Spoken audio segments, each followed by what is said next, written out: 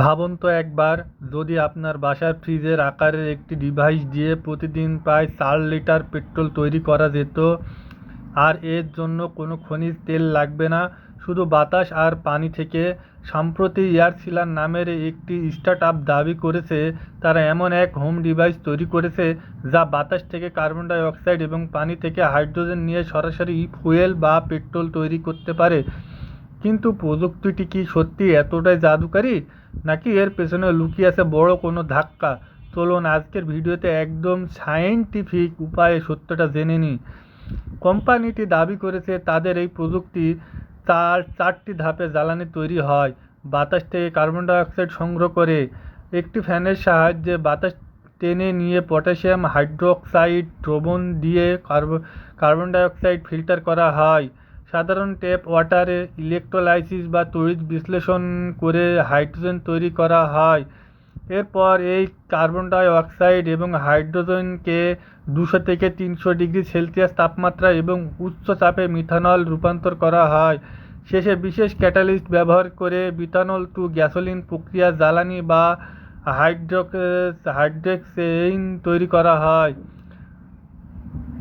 শুনতে অসাধারণ মনে হলে সায়েন্স এবং বাস্তবতার বিচারে এর বড় কিছু সীমাবদ্ধতা আছে।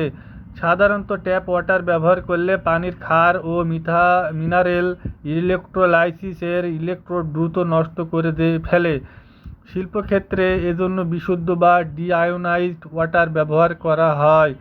এই ডিভাইসটি আনুমানিক দাম $15,000 থেকে $20,000, যা বাংলাদেশের টাকায় প্রায় 18 থেকে 20 লক্ষ টাকা। মাত্র 3.8 লিটার পেট্রোল বানাতে বিদ্যুৎ লাগবে 75 কিলোওয়াট। কিন্তু চিন্তা করে দেখুন, এই 75 কিলোওয়াট ঘন্টা বিদ্যুৎ দিয়ে একটি ভালো ইলেকট্রিক কার প্রায় 600 কিলোমিটার চলে যেতে পারবে।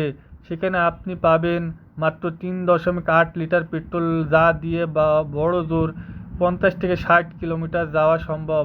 সুতরাং সংক্ষেপে বলতে গেলে শিল্প কারখানায় বড় পরিসরে ফুয়েল তৈরির সম্ভাবনা না থাকলেও বাসাবাড়িতে ছোট ডিভাইসে পেট্রোল তৈরি করার অর্থনৈতিক ও বৈজ্ঞানিক একেবারে সুবিধাজনক নয়।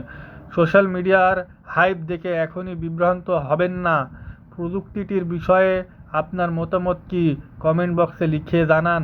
ভিডিওটি ভালো লাগলে লাইক দিন এবং এমন সায়েন্স ও টেকনোলজি বিষয় কন্টেন্টের জন্য চ্যানেলটি সাবস্ক্রাইব করুন। ধন্যবাদ।